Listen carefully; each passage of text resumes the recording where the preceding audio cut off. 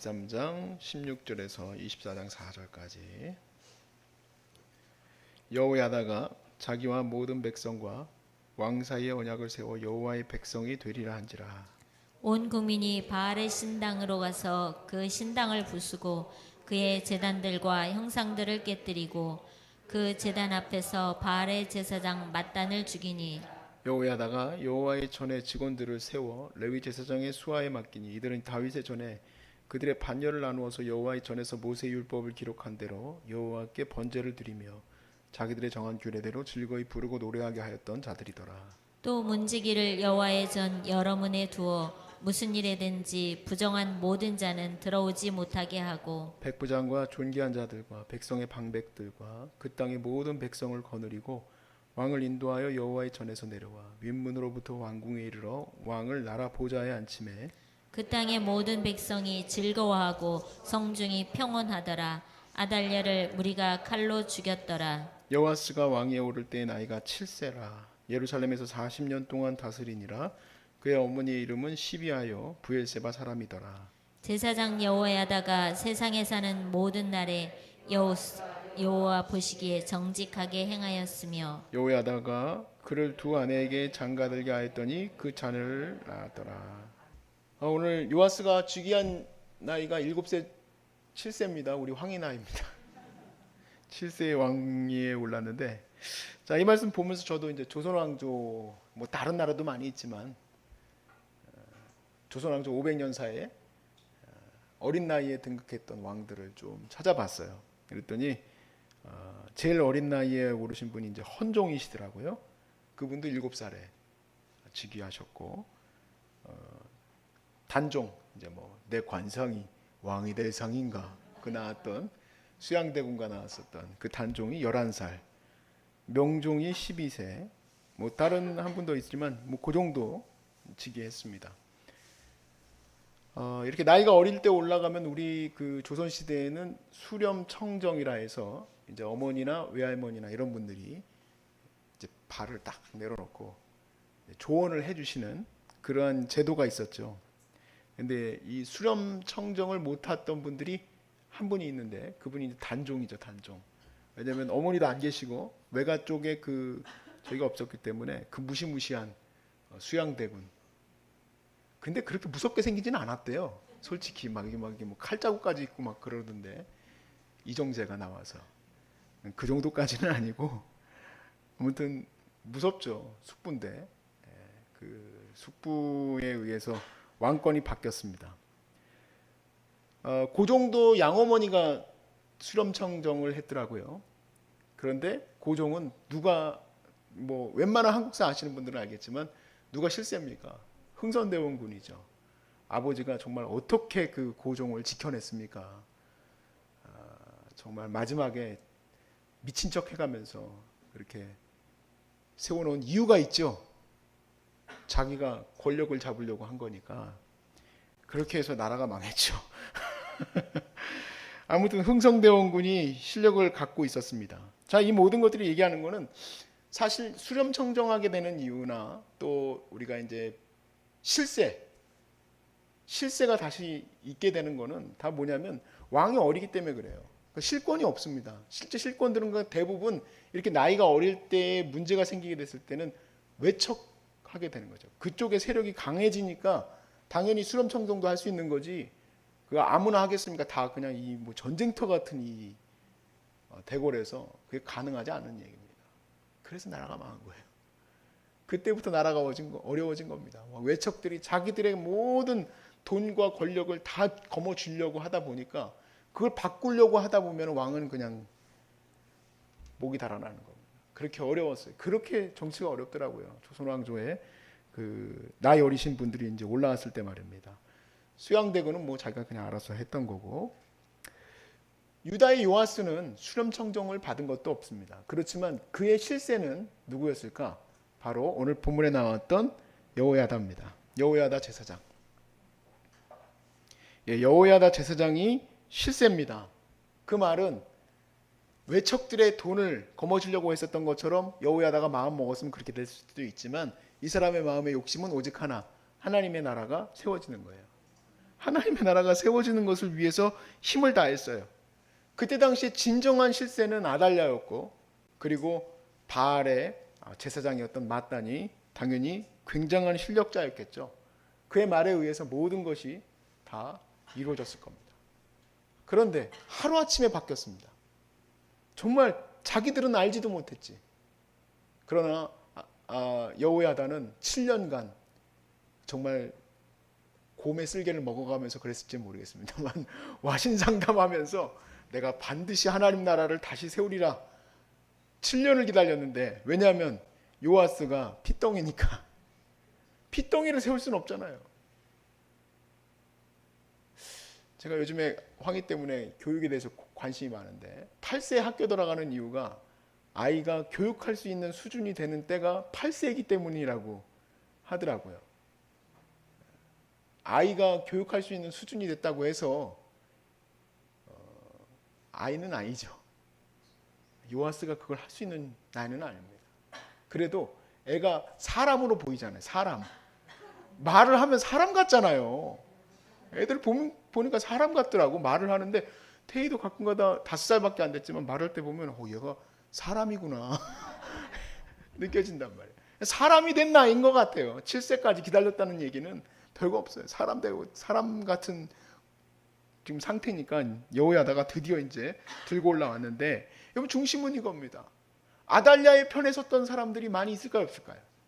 많이 있죠. 거기가 실세인데 거기 가가지고 줄 서 있고 바알 신앙을 우리가 뭐 전파해야 된다는 둥 뭐 별 얘기 다 했던 인간들이 있겠지. 지금하고 다르게 뉴스가 없었을 때일 뿐이지. 맨날 뭐 오늘의 한마디 뭐 하면서 나왔겠습니까? 그때는 그냥 그 분위기예요. 그 분위기. 그런데 그때 당시에도 그렇고 지금도 그렇고 어느 편에 서 있어야 됩니까? 오, 맞아요. 하나님 편에 서 있어야 돼요. 왜냐하면 이 모든 역사를 이끌어 가시는 거는 하나님이니까, 살아계신 하나님이니까. 내 눈으로 보기에 분명히 하나님은 저 꼬레비로 들어간 것 같이 보여도 하나님이 작은 불씨 하나, 여호와스 정말 핏덩이를 불같이 일으키지 않습니까? 아달랴를 한 방에 숙청해버리지 않습니까? 바알의 제사장을 한 방에 숙청해버리지 않습니까? 여기 남유다만 그런 게 아니에요. 요 딱 물려 있었던 북이스라엘에서는 예후가, 피해 왕 예후가 바알 섬기는 제사장, 바알 섬기는 사람들 다 마치 뭐 바알 축제하는 것처럼 다 불러 모았어요. 여러분 잘 아시겠지만 바알의 예배는 성관계하는 것들이 막 그 앞에서 벌어집니다. 굉장히 음란한 제사예요. 지금의 그 뭐라 그럴까, 할리우드의 그런 어떤 여러 가지 미디어들이 그와 동일하다라고도 말하고도 합니다. 뭐 어찌됐든 뭐 문제는 뭐냐면 그런 분위기와 그 신앙이 이스라엘과 남유다의 한 방에 하나님이 이 시대에 다 끝내버리시는 거예요. 누가 하셨다고요? 하나님이 하신 거예요. 할렐루야. 하나님이 요아스도 살려주신 거고 하나님이 여호야다도 살려주신 거예요. 하나님이 그들을 사용하신 거예요. 하나님이. 오늘 이 시대에도 하나님께서 심판하시기로 작정한 것을 하나님이 이루시려면 이루십니다. 하나님이 살리고자 하는 것들을 살리시는 줄로 믿습니다. 하나님의 역사예요. 하나님의 역사. 자, 이런 그 내용, 정말 나는 여기에 서 있기 때문에 잘 살 수 있을 것이다. 하나님의 심판에 지금 서 있으면서도 정신 못 차리는 것, 그리고 나는 너무너무 힘겨운 삶을 살지만 하나님 앞에 서려고 하는 것, 그 양편에 설려 있는 것이 오늘날도 똑같이, 그리고 과거에 오래전부터도 똑같이 하나님이 보고 계시는 부분이에요. 하나님은 이 땅을 그냥 좌시우하고 계시는 게 아닙니다. 하나님은 심판 내리실 거예요.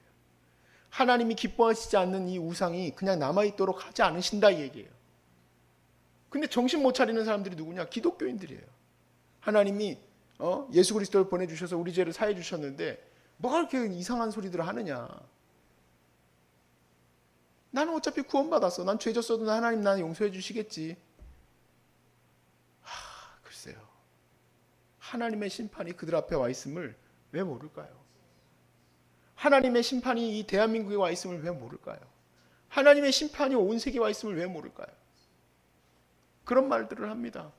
코로나, 하나님이 우리를 심판하시고 계시고 우리가 여기서 회개해야 됩니다 하고 말씀을 전하는 분들도 있지만 무슨 말입니까? 코로나는 중국에서 실험하다가 나온 거니까 중국 잘못이지.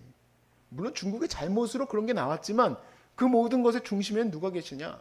하나님 계시는 거예요. 그렇게 보지 않는 자들은 회개하지 않습니다. 절대 회개하지 않아요. 예를 들어서 노아의 홍수를 한번 생각해 보세요. 하나님이 인류를 구원하기 위하여 큰 방주를 세워놨지만 거기 들어간 사람들은 노아의 가족밖에 없습니다. 동물들밖에 없습니다. 동물들만 가득 채웠어요. 그까짓 거 뱀 하나 빼면 되지. 그까짓 거 다른 짐승들 빼면 되지. 거기 누구 들어가면 됩니까? 사람이 들어가면 돼요. 거기 있던 한 영혼이 거기 들어와서 살면 되는 겁니다. 그러려고 큰 방주를 지었어도 사람들은 그냥 다 심판받았어요. 지금 와서 그런 얘기하는 사람들도 있습니다. 노아의 홍수는 그때 당시에 이미 여러 가지 동굴벽화에도 나오고 하는 거 봐서 설화는 아니고 실질적으로 대홍수는 있었겠지만 국지적으로 있었을 것이고 대자연의 섭리였을 것이다.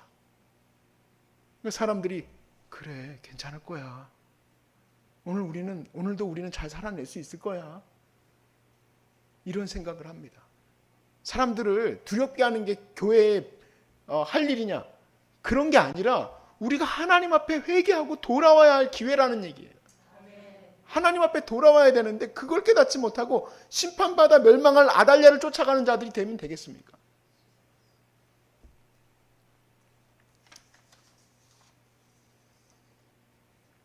예수님께서 오셔서 물론 세상의 종말에 대해서도 얘기했지만 구체적으로 예루살렘의 멸망을 얘기하셨어요.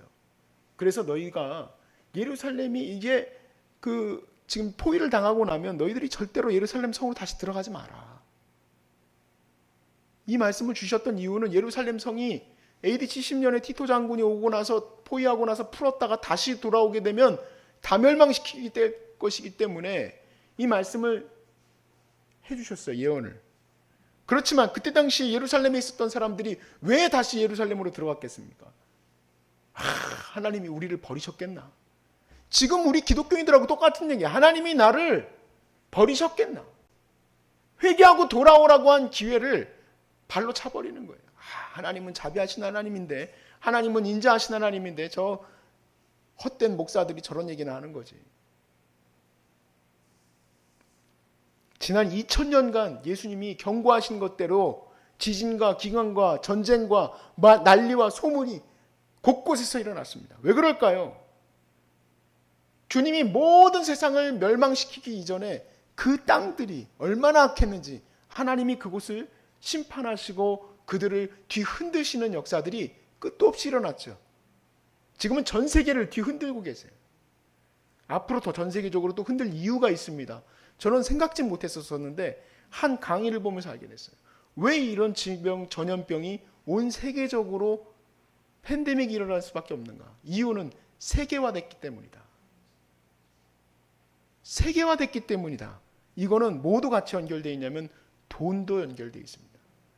경제도 같이 연결되어 있어요.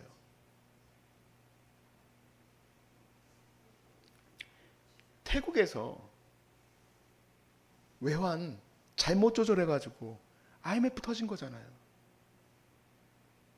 우리하고 상관없는 사람들이에요. 그 사람들 연락 뽕따이 하는 사람들 내가 어떻게 알아? 그 사람들 말도 못 알아듣는데 사와디캅 하는 사람들하고 나하고 무슨 상관이야? 근데 그 사람들이 잘못 외환 조절한 것이 우리에게도 이렇게 큰 피해를 일으키는 굉장히 위험한 경제 체제의 기본을 갖고 있는 게 현대래요. 굉장히 위험하대요, 사실. 위험하지 않은 척하고 있는 거지. 저는 여기 출근하는 길이 10분밖에 안 걸리지만 올라오는 동안 별 생각을 다 해요. 주유소를 보면서 저 기름 저게 정말 아무튼 저는 별 생각을 다 해요. 뭐 하나가 무너지면 어떻게 될까? 근데 아무도 그런 생각을 안 하고 살아. 아무도. 오늘 지금 이 하나님의 심판 앞에 하나님의 심판의 칼이 목 앞에 와 있는 것도 모르고 지금 회개해야 되는 것도 모르고 옳은 길 따르라 의의 길을 찬양하면서도 자기가 옳은 길에 가야 되는지도 모르고 하나님은 사랑하시고 자비하시니까 나에게는 아직도 여유가 있다, 기회가 있다 생각해. 기회 없어요. 빨리 주님 앞에 돌아와야 돼요. 빨리 주님 앞에 돌아와서 무릎 꿇고 100% 하나님 앞에 순종해야 돼요. 그것밖에 살 길이 없습니다. 사도 베드로가 이 마음에 둔한 거에 대해서 잘 설명했어요. 우리 한번 찾아볼게요. 베드로후서 2장 1절입니다.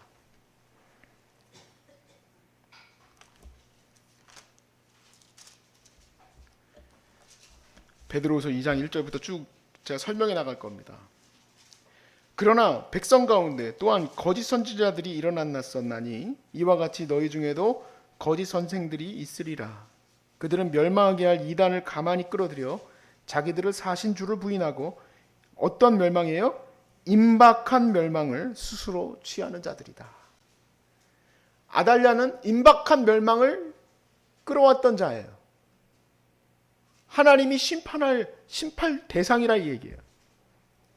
여러분, 아합과 여호사밧이 살았던 지금 이 앞에 할아버지 세대에서는 거짓 선지자가 몇 명이었습니까? 400명이었습니다. 물론 여기 이 베드로는 이단에 대해서 특별히 거짓 선지자와 이단을 연결해서 얘기했지만 이스라엘적으로 봤을 때 거짓 선지자는 다른 선지자가 아니에요. 바알 선지자가 아니라 자칭 자기들도 선지자라 하는 자들이에요. 그들이 어떠한 사람들을 어떻게 미혹했습니까? 자기 욕심에 끌려가는 자들을 미혹하였어요. 그리하여서 결국에는 어떤 나라가 되어버리겠어요? 바알의 나라가 되겠고 그리고 왕으로 죽음으로 몰아가게 했어요. 오늘날 이단들도 당연히 포함되지만 저는 여기에 여러분이 눈을 뜨고 귀를 열고 똑바로 보셔야 될 게 있어요. 회개하게 하지 않는 그러한 강단에서 여러분 미혹되시면 안 돼요. 내가 마치 잘 살고 있는 것처럼 생각하면 착각 중에 착각이에요. 그분들이 저도 마찬가지고 거짓 선생이 되어서 여러분들에게 좋은 말, 편안한 말, 여러분 괜찮습니다, 사랑합니다, 여러분 사랑하십시오, 예수님 사랑한다고 했죠. 언제 뭐 문제 된다고 했습니까? 나도 거짓 선생이에요. 복음은 사랑합니다, 사랑합니다가 복음이 아니라 하나님의 나라가 가까이 왔느니라가 복음이에요. 회개하라, 하나님의 나라가 가까웠느니라가 복음이지 사랑합니다, 사랑합니다가 복음이 아니에요. 얼마 전에 2020년 11월 달에 있었던 충격적인 사건이 뉴욕에서 보도됐어요. 근데 이전부터 그 교회는 비판이 많았었습니다. 보수교회들에서. 근데 뭐라고 해도 소용이 없었던 것이 사람들이 너무 많이 모이는 거야, 그 교회에. 교회 이름이 뉴욕 힐송 교회예요. 호주에 있었던 힐송 교회에 또 하나의 교회인데 뉴욕 힐송 교회가 왜 문제가 됐었냐면 물론 저처럼 뭐 꼭 구집이 넥타이 메고 양복 입어야 목사는 아니지만 아무튼 그 목사님은 누가 봐도 락스타야. 일렉 기타 딱 메고 청바지 딱 입고 나시 같은 거 딱 입고 나시는 아니고 아무튼 예쁜 옷을 입고 근육질에 이렇게 막 근육질이 아니라 아주 정말 누가 봐도 너무 멋있다. 사진을 보여드리고 싶어. 근데 저는 이런 거 별로 쓰는 거 안 좋아하니까 여러분 나중에 한번 보세요. 힐송교회 목사가 얼마나 잘생겼는지. 연예인보다 더 잘생겼어. 근데 교회가 어디 있느냐? 나이트클럽에 있어요. 왜? 이유는 불신자들을 접촉해야 되지 않겠냐 이 얘기예요. 그리고 그 교회는 중심이 하나 있는데 절대로 회개하라는 설교를 안 합니다. 회개하라는 설교가 절대 안 나가요. 여기 이 설교는 항상 잘 될 겁니다. 할 수 있으십니다. 주님은 여러분을 사랑합니다. 이 설교만 나가도록 다 그렇게 전하게 돼 있었어요. 그래서 보수교회들이 비평을 많이 했었어요. 근데 아니나 다를까 이 목사님이 아니나 다를까라고 해서 미안합니다. 이 목사님한테는. 그러나 다들 그렇게 생각을 할 거예요. 이 목사님이 얼마 전에 이제 바람이 나가지고 교회에서 문제가 일으켜졌어요. 근데 그가 바람 났다. 그래 뭐 바람 날 수도 있지. 인간이니까 그러니까 뭐 잘못됐겠지. 회개하고 나갔겠지. 회개했으면은 그나마 좀 마음이 편안했겠어. 회개를 안 했어. 뭐라 그랬냐? 주님이 우리를 사랑하시는데 왜 나한테 뭐라고 하냐? 주님이 나 사랑하시는데 난 사랑한다고 나도 얘기한다. 성도들한테도 얘기한다. 왜냐면 그 교회는 정말요. 세계적인 스타 저스틴 비버 같은 청년들도 그 사람 결혼했나? 아무튼 그런 그 대스타들도 와서 예배드려요. 왜냐하면 다른 교회에서는 자기가 죄인인 것 같은데 이 교회만 오면 사랑받는데. 헐리우드 그런 어떤 배우들 그 미국 그 가수들이 죄 짓는 거에 대해서 이렇게 편안함을 주는 교회에 오겠어요, 안 오겠어요? 온다 얘기예요. 근데 사람들이 보니까, 한편에서 보니까 또 그게 맞는 것 같은가 봐. 또 끄덕거리고 앉아 있어. 또 쫓아해 그거를. 불신자하고 접촉해야 된다고, 문턱을 낮춰야 된다고 막 기성교회를 막 비판하고 그래요. 여러분, 예수 믿는 거는요, 문턱 낮춰서 들어오는 게 아니에요. 회개하고 들어와야지. 부흥의 역사는 사람 많이 모이는 게 중심이 아닙니다. 부흥의 역사는 회개하고 하나님 앞에 돌아오는 게 부흥의 역사예요. 18세기 조나단 에드워드 목사님이 이끌어왔던 미국 대부흥운동은 회개의 역사예요. 역시 마찬가지로 1903년 원산 대부흥운동에 이어서 1907년 평양 대부흥운동도 회개운동이지 수적 부흥이 아니에요. 근데 현대에 오니까 교회들이 약간 비슷해졌어.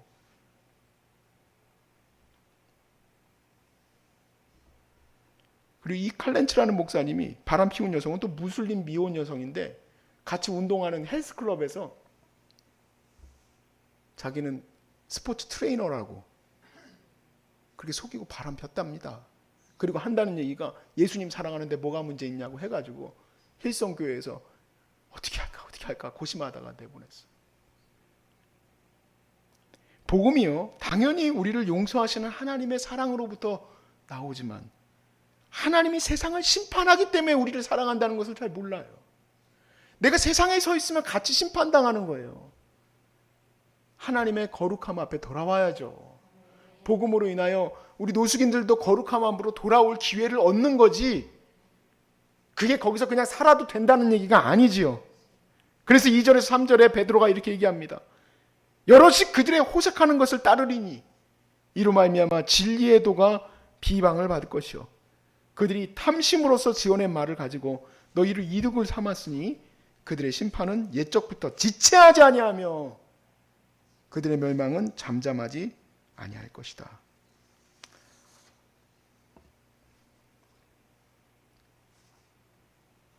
지난주 주일날 소중한 사람들 교회에서 한 청년하고 잠깐 몇 분 정도 얘기하게 됐는데, 자기가 아는 지체가 교회를 떠났었다고 하더라고요. 저보러. 목사님, 그분은 교회를 떠났었던 거지 아예 신앙이 없었던 건 아니다. 이유는 왜 그러냐면 담임 목사님이 성추행 사건으로 연루돼서 도저히 시험 들어서 교회에 있을 수 없다 해서 나갔다는 거예요. 근데 그 청년 하나만 있었을까?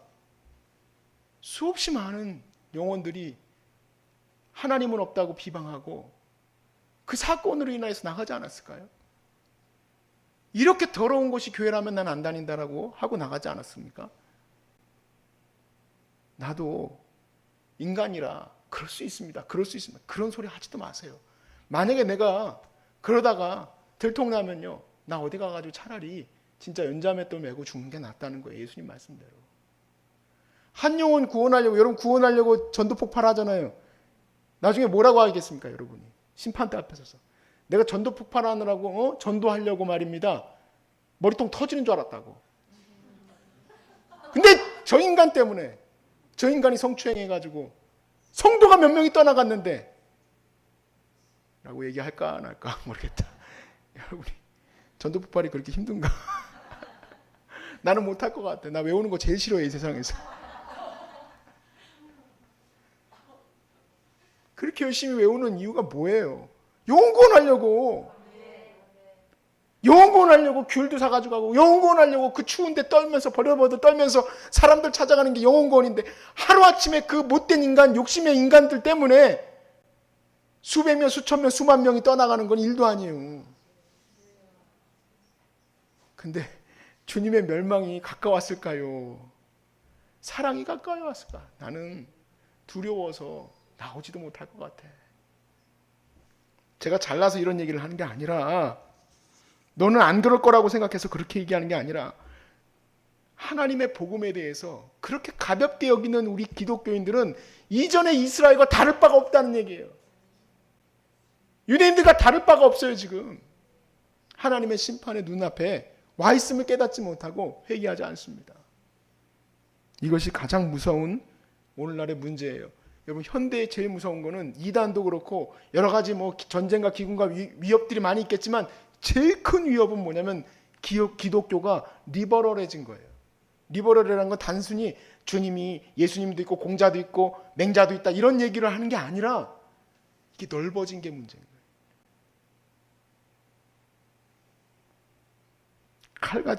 칼같이 정말 말씀이 강단에서 칼같이 성도들의 마음을 쪼개놓고 골수를 쪼개놓고 주님 앞에 정말 돌아와서 엉엉 울며 돌아온다면 얼마나 좋을까.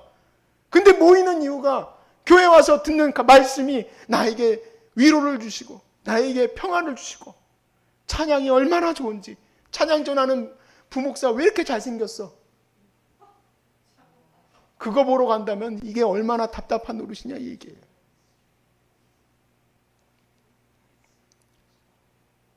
(3절에) 뭐라고 말씀하세요? 3절에 그들이 탐심으로써 전에, 이거 아까 읽었구나. 4절 읽어보세요.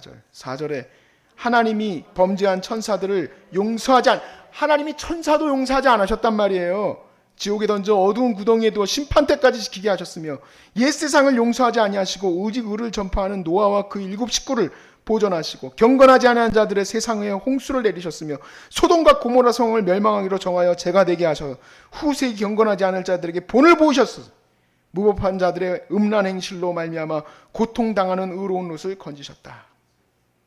9절에 그러나 주께서 경건한 자는 시험에서 건지실 줄 아시고 불의한 자는 형벌 아래에 두어 심판까지 지키시며 특별히 육체를 따라 더러운 정욕 가운데에서 행하며 주관하는 일을 멸시하는 자들에게는 형벌할 줄을 아시느니라. 이는 당돌하고 자긍하며 떨지 않고 영광 있는 자들을 비방하는 자들. 너무 길어서 여기까지만 하겠습니다. 사실 베드로후서 2장 3장 계속 이어서 이 말씀이지만 여기까지만 할게요.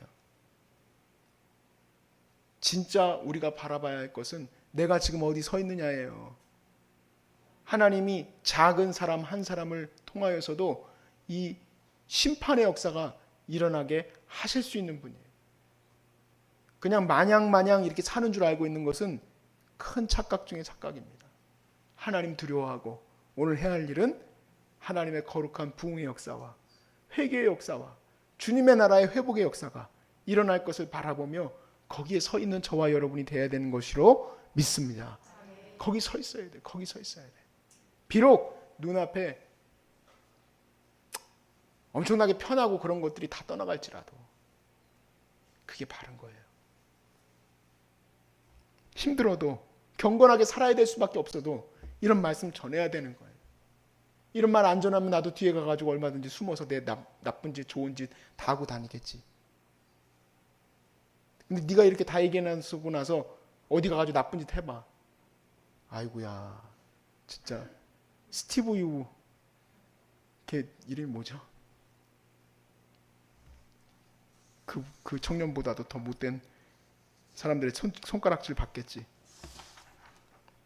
지금은 너무 귀한 시대예요. 유튜브로 다 세계로 나가기 때문에 나도 모르는 사람이 나를 아는 거야. 예전엔 나를 모르는 사람들은 나 모르겠지 하고 딴 데 가서 나쁜 짓 하고 살았겠지. 지금은 돌아다니면 깜짝 놀라. 아유 이성일 목사님 아니세요?